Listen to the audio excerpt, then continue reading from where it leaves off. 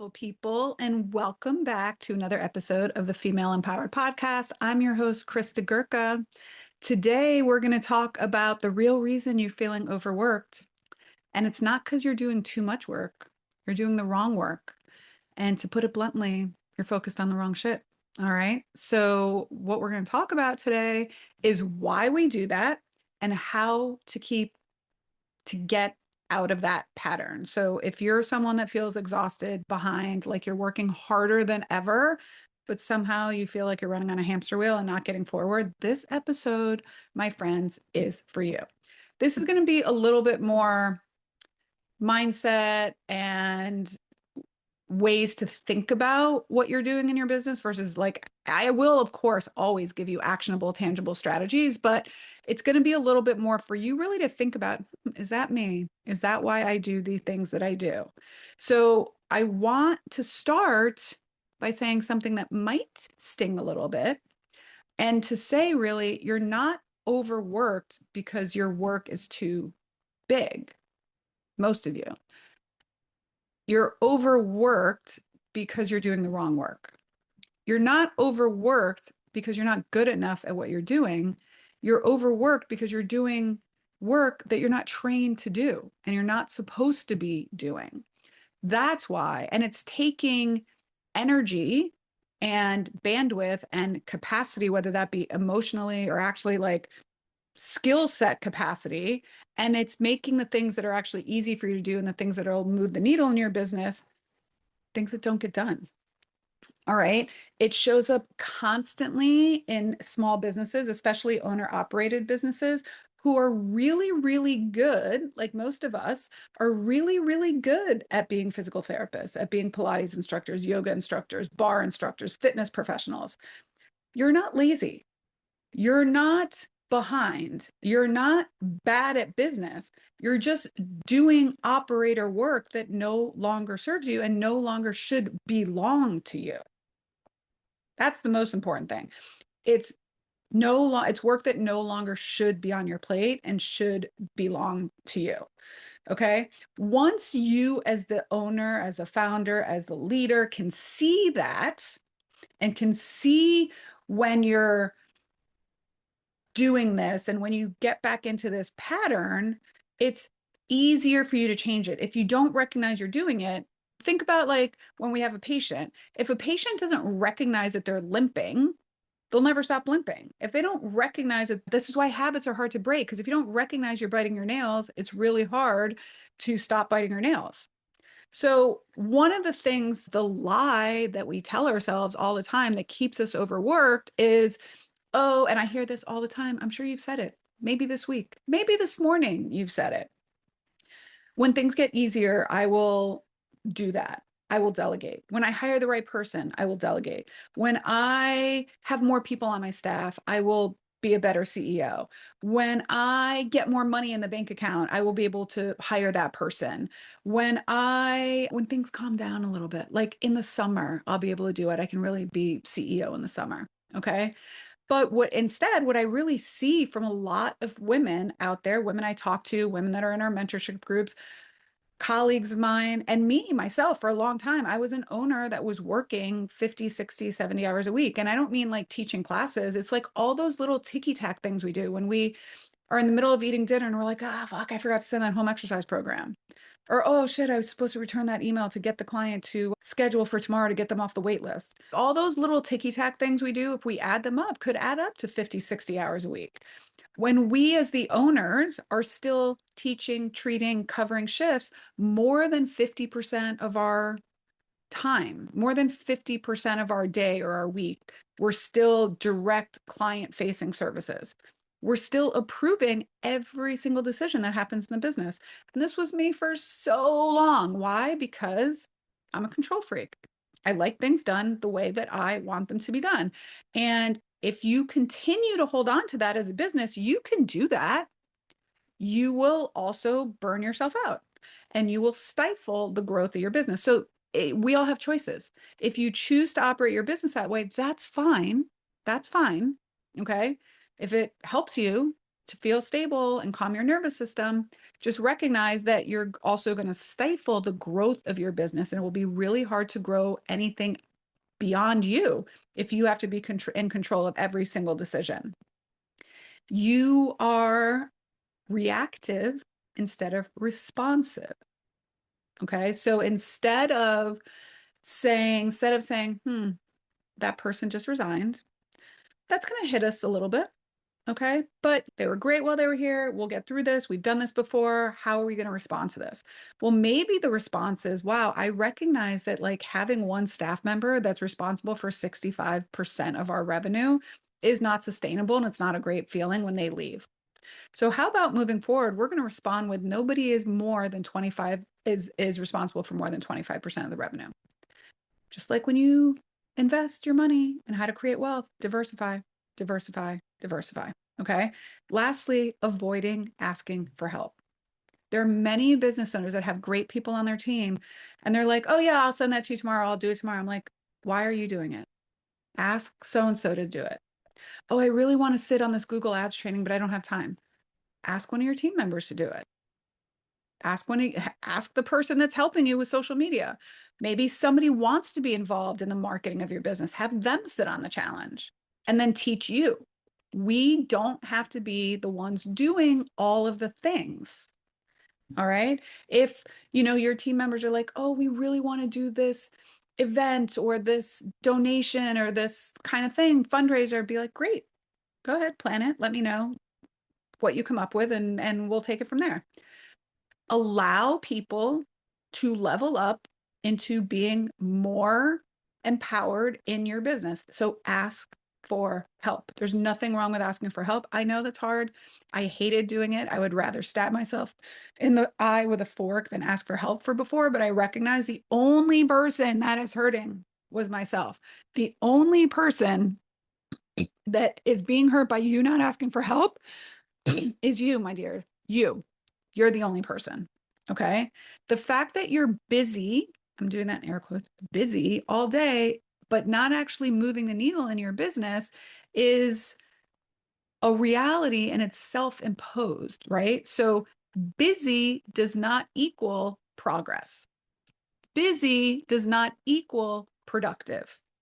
I know that you know this, but what you don't know is how to get out of this. And that's where I'm here to help you. I'm here to help you figure out how you can get out of this. So let's be very, very specific, because where PT and Pilates owners waste the most energy, I see, is two places: playing and micromanaging the front desk and failing to ask for help. Okay, so how do you do this at the front desk? Now, there are times where I believe an owner, a founder, sitting at the front desk and taking phone calls and returning emails and talking to patients and clients coming in and coming out is really powerful, because you can see where the holes are in your system. You can see what things need to be deleted in that process or delegated or no longer serve that role. So once in a while, I think it's good. And when we're first starting out, certainly we're going to do this, right? Because we're setting the tone, we're setting the culture, we're creating the SOPs. But as you get more along in your business, you shouldn't be a CEO who's making six figures a year shouldn't be doing $25 an hour tasks. Doesn't mean you don't cover if someone's out. Okay. But we're talking just in general. So it looks like you answering the phones or texts or having the app on your phone and being like, oh, I'll just reply to this text, or jumping into MindBody or Jane or Moments or Walla and fixing the tech issues when someone else can be accountable for that. Handling billing issues. Somebody can be trained to do that. Responding and taking all the customer complaints from the beginning, from the ground up, when you can empower your administrative team to do that. Okay. And I know why you do this. You do this because you're like, oh, it's just faster if I do it myself. I know the workaround. It's harder. It takes me longer to teach someone to do it. I'll just do it myself. But what this does is, in the long run, it trains your team not to think. It trains your team to say, Oh, Krista likes it done a certain way, so I'm just going to let her do it. Okay. I'll g- I'll give you a perfect example, and I'm only laughing because I don't know if my husband listens to this podcast. Hopefully he doesn't. But we are big people of like the whole like make your bed every day. We're both of us, for a number of reasons, we both like getting into like a nicely made bed at night, but he even more than us, like he makes it right when he gets out of bed. I make it usually, I get out of bed, I go to the bathroom, I brush my teeth, I get some coffee, I check my email, I take the dog out, and then I come back and make my bed. But he also is like Nurse Ratched. He makes like these hard corners and he pulls the sheet like so it's like it looks like a freaking hotel. But so sometimes when I know that he's home and he's going to make the bed, I don't make the bed. Why? Because I've also recognized that when I do make the bed, he doesn't say anything to me, but when I do make the bed, I know he comes behind me and like remakes it in his fashion. So what does that teach me? That teaches me that like he's going to do it his own way anyway, so why bother? Why bother to do it? Now that you might be like, that's the stupidest example ever, but it has trained me to be like, he never makes me feel bad about it, but I can tell that he's remade the bed. He also does this with the dishwasher. He reloads the dishes after I do them. So sometimes I'm like, well, he's going to do it anyway, so I just might as well do them. So if you're doing this to your team, they're eventually going to not do it. And then the cycle that happens, you're like, they're so lazy, they don't do it. But no, you train them to be that way because you come behind them and redo their work. And they don't like it. Okay. The other thing it does is it trains clients to bypass the system. So when clients come directly to you, especially if it's to your cell phone, then it trains them, oh, I'm just going to reach out to Jen. It's easier for me to reach out to her. But you don't want that to happen in perpetuity. So like train them to go to the front desk. Be like, okay, great, thanks for reaching out. But from where we changed the process, we need everyone to go through the front desk. Okay. What happens when you do this is you easily become the bottleneck of your business and nothing can grow without your approval, which means you're only one person. And so growth stifles. All right.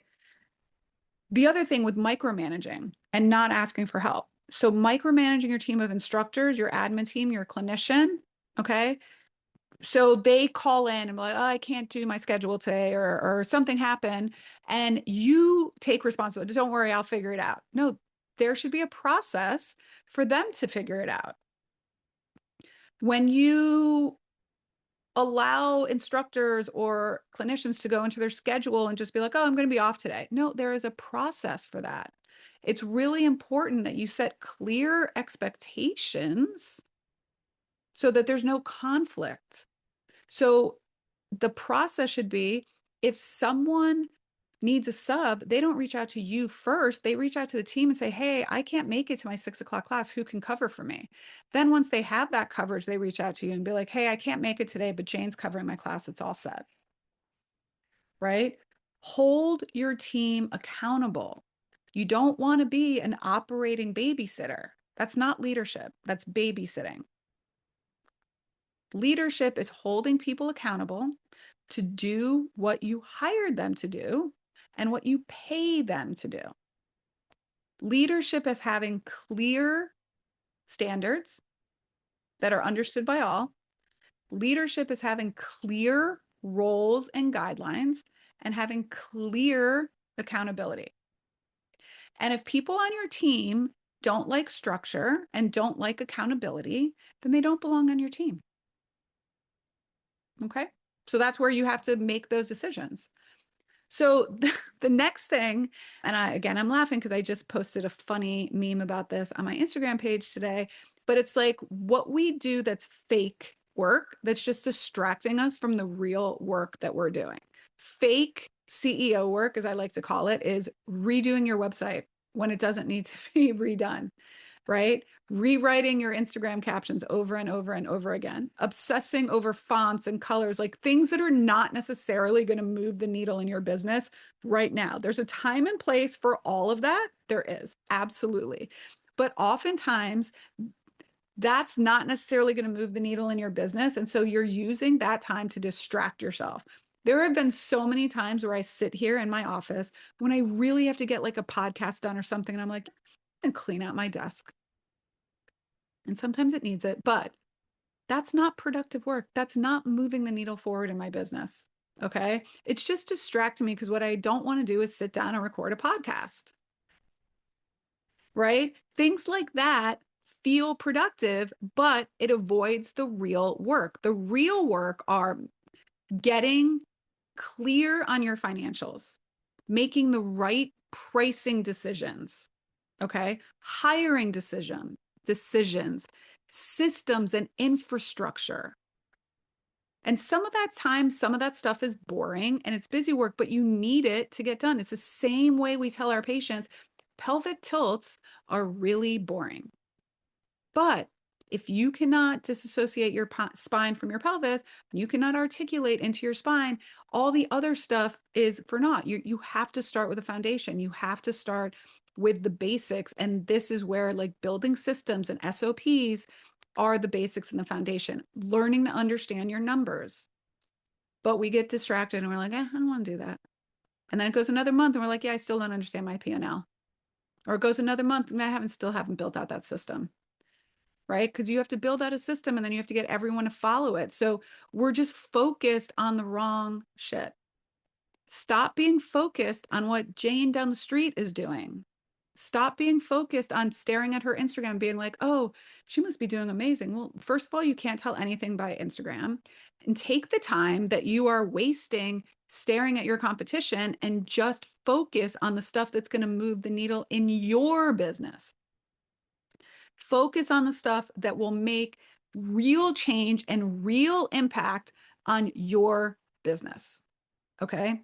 The core functions of a CEO, especially specifically in boutique fitness and wellness, an owner operating boutique services business, your job is not to be the chief everything officer. Your job is not to do everything.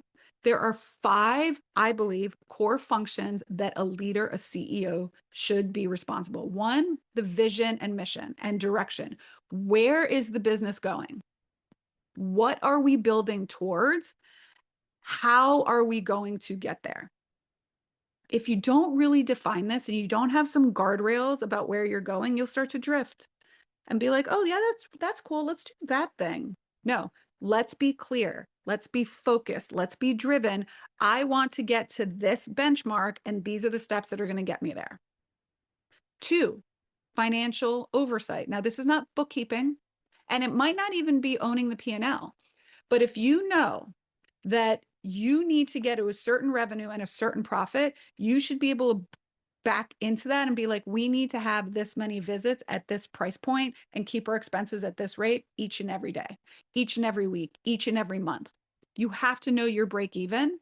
You have to understand your capacity and your utilization in order to make these very specific and objectionable pricing strategies and pricing decisions. You really cannot delegate the responsibility of understanding those metrics. 3 is leadership, making sure that you have the right people in the right seats in your business, that you've articulated clear expectations for their role, and you are training them and you're holding them accountable rather than rescuing them. The job is to build other leaders on your team, not just be the hero for everybody. All right. Good leaders build other leaders. Number 4, systems and structures. You should be designing the customer experience. You should be designing how staff are onboarded and offboarded. We did an episode about that not that long ago. All right. You should be designing the processes, but not doing the processes. You design the processes and have people run the processes. You build the machine, but you don't necessarily have to operate the machine. And finally, strategic growth decisions. When to hire, when to add services, when to cut services, when to say no, when to let this person go. Growth without structure is chaos. Most of you have felt this. Maybe you're feeling it now. And what I'm here to tell you is that if you're working on more than those 5 core processes, that is why you feel like you're busy, busy, busy, busy, busy, but you don't feel productive. So a few episodes ago, we talked about like a CEO audit. So I invite you to audit what you're doing and how many of those things fall into the bucket of these 5 core processes that we just talked about. 5 core foundations: vision and direction, financial oversight, leadership, systems and structure, and strategic growth. Answering emails, answering phone calls is not part of that.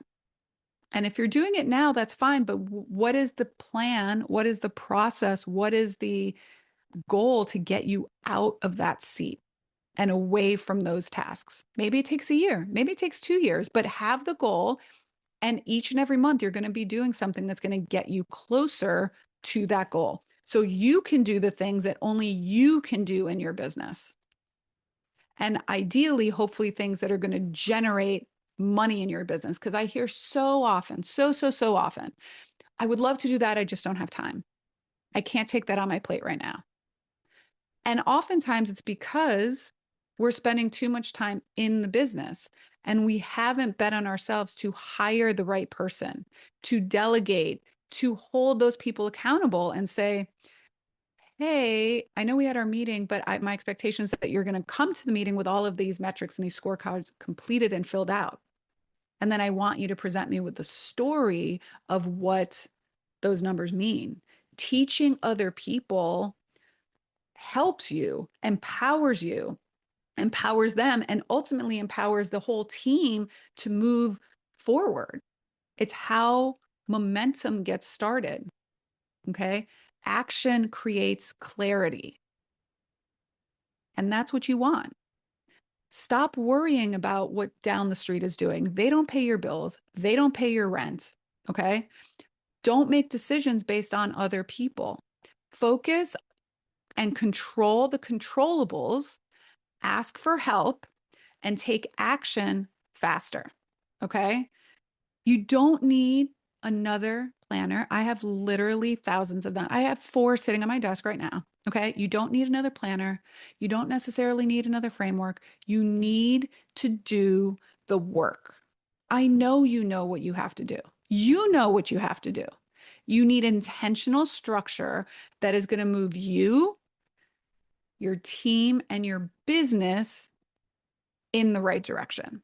And it doesn't mean in the right direction in 30 days. It means in the right direction for the next 12 months, 18 months, 24 months, 36 months.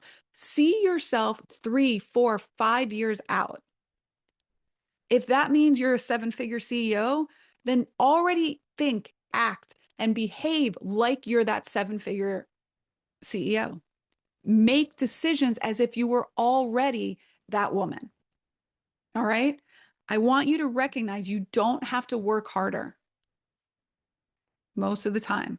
You need to work higher. You don't have to work harder. You need to work higher. You need to get yourself out of the minutia, right? Right now, you're in the middle of the forest. You can't see the forest through the trees. You need to pull yourself out. You need to look at your business from a 30,000-foot view and stop worrying about the wrong shit that's not going to move you and your business forward. This, my friends, is how you become a CEO on purpose. So when you look back at all of your success and all of the things you've accomplished, you can say, I did that. I made the hard decisions. I took action. I did the work. And look what I created. And it's totally doable. All right. I hope you enjoyed this episode. I want you to learn how to reclaim 5 to 10 hours a week. Okay. I want you to learn how to give yourself more bandwidth to do the things and enjoy the things that are actually going to move the needle in your business. So take some time, look at your schedule, and really say to yourself, am I really working too hard? Am I just working on the wrong things? And what are you going to do to change that? You have the power. You have the power. All right. That's all I got for you today. I hope you enjoyed it. And until next time, my friends, bye for now.